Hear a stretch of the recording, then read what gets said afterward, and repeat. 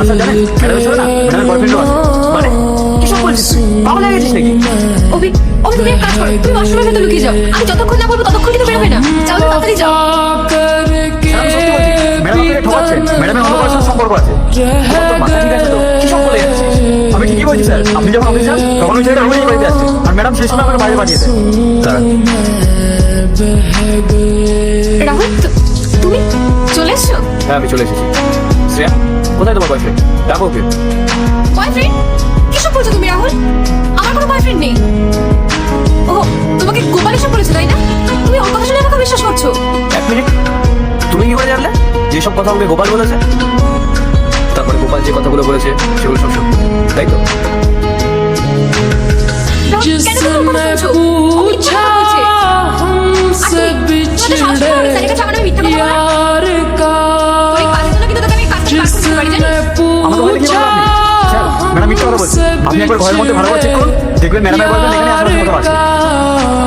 দাঁড়ান স্যার, আমি নিজে ওয়াশরুমটা গিয়ে দেখে আসছি। হ্যাঁ যাও।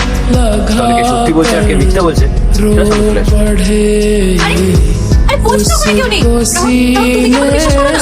আমার কোনো বয়ফ্রেন্ড নেই। শ্রেয়া, তুমি ভয় পাচ্ছ কেন? একবার দেখতে তো কোনো অসুবিধা নেই।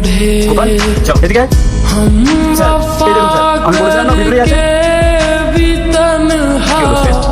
এতক্ষণ ধরে তো অনেক কথা বলছি, এখন চুপ করে আছো না? এখন আর কিছু তোমার বলার নেই? এখন তুমি আবার এটা বলবে না তো যে ওকে তুমি চেনোই না?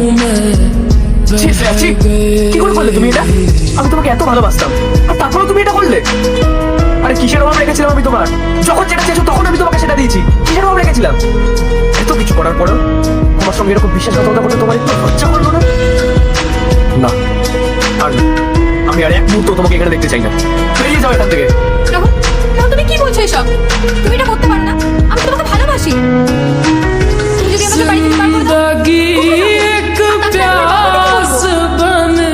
আমার ভুল হয়ে গেছে। আর এরকম হবে না। প্লিজ তুমি আমাকে ক্ষমা করে দাও। ক্ষমা? ক্ষমার অযোগ্য তুমি।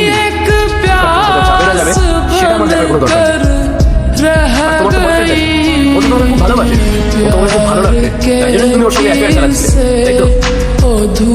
শ্রেয়া, আমি পুলিশকে ডাকার আগে এখন এখান থেকে বেরিয়ে যাও। বেরিয়ে যাও, বেরিয়ে যাও। আর তুই তুই দাঁড়িয়ে কি দেখছিস? ডাকবো পুলিশকে? আপনার মতো একজন ভালো মানুষের সাথে এরকম অন্যায়টা কি করে হতে দেওয়া যায়? তাই বাধ্য হয়ে আমি আপনাকে আজকে সব কিছু জানালাম। আমাকে ক্ষমা করে দিন স্যার। আমি গোপাল, তুই কেন ক্ষমা চেয়েছিস? তুই কোনো ভুল করিস নি। আর ওরকম একটা মানুষ সঙ্গে থাকার থেকে ব্যাপারটা অনেক ভালো। ধন্যবাদ তো আমার, তোকে জানানো দরকার। আজকে তোর জন্যই আমি এত বড় সত্যিটা আজকে জানতে পারলাম, নাহলে তো আমি কোনোদিনও জানতেই পারতাম না।